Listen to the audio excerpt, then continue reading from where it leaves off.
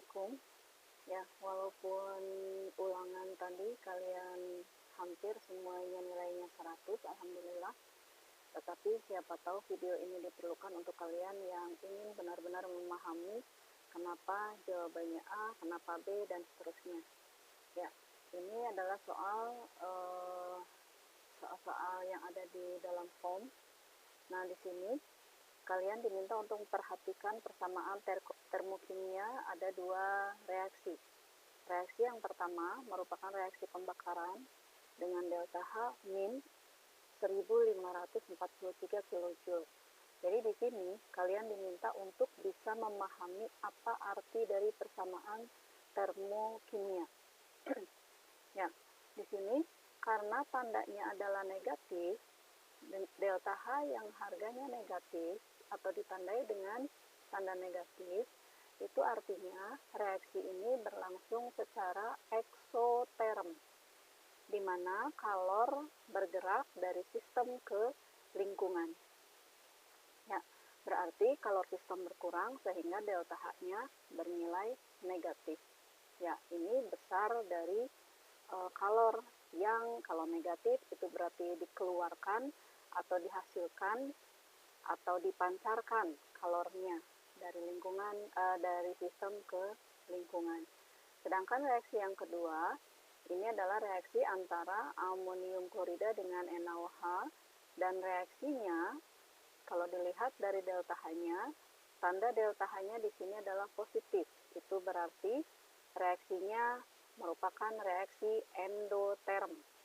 Artinya kalor bergerak dari lingkungan ke sistem. Ya, berarti atau kalau dikatakan reaksi ini merupakan reaksi yang memerlukan kalor atau menyerap kalor. Ya, ini jadi di soal ini akan menilai bagaimana pemahaman kalian terhadap suatu persamaan reaksi.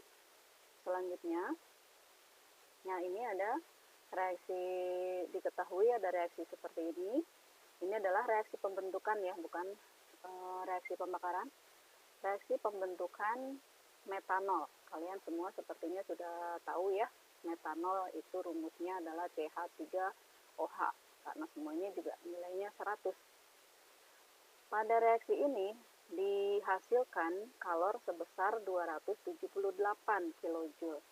Kalau kita melihat dari koefisien dari CH3OH, maka artinya kalor sebesar 278 ini dihasilkan pada pembakaran 1 mol metanol. Yang kemudian dalam soal ini ditanyakan berapakah perubahan entalpi pembentukannya, pembentukan maksudnya, apabila metanolnya adalah 1,6 gram. Berarti kita harus cari dulu molnya, mol dari metanol yang diminta ini. Nah, di sini diketahui ARC12H1 dan O16. Kalau kita hitung, maka MR dari metanol CH3OH adalah 32 gram per mol. Ya, berarti yang diminta di sini adalah 1,6 gram per 32 atau sama dengan 0,05 mol. 1 molnya 278. Tinggal kalian hitung berapakah untuk 0,05 molnya. Ya, berarti sekitar 13,9 ya. Negatif 13,9 kilojoule. Ya, berikutnya soal yang ini. Ini adalah soal pemahaman kalian terhadap persamaan termokimia. Di sini sudah dikatakan bahwa sekian gram, 128 gram gas SO2 ketika dibakar dia membebaskan kalor sebesar 196,6 kJ. Lalu bagaimanakah persamaan termokimianya? Kalian ingat bahwa persamaan termokimia itu ini pembakaran ya, pembakaran SO2. Pembakaran SO2 merupakan reaksi SO2 dengan oksigen. Jadi sudah otomatis A dan D salah. Ya, apakah yang C, D, atau E? Nah, kita harus lihat dulu di sini molnya. 126 gram SO2, molnya berarti karena MR-nya sudah diketahui 64, berarti 2 mol alias 128 dibagi 64. Ya, 2 mol itu dihasilkan atau membebaskan kalor sebesar 196,6 kJ. Berarti koefisien harus 2. Dan delta H-nya adalah 196,6 kJ, tapi di sini membebaskan, berarti seharusnya negatif. Nah, berarti kita coba jadi C salah, yang D. Kalau 2, berarti ini harus negatif 196,6. Nah, kita lihat di sini kalau 1 mol, SO2-nya 1 mol, berarti karena ini 2 mol 196,6, berarti 1 molnya adalah 196,6 dibagi 2. Hasilnya adalah 98,3 kJ dengan tanda negatif. Jadi jawabannya ini. SO2 plus setengah O2 menjadi SO3 dengan delta H min 98,3. Selanjutnya adalah ini. Berapakah yang dihasilkan apabila metana yang dibakar adalah 246? Ya, 1 molnya 900.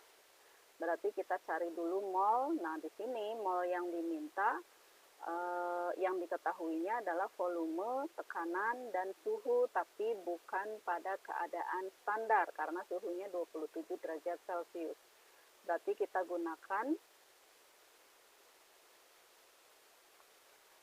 harus menggunakan rumus gas ideal yang PV sama dengan nRT untuk mencari molnya.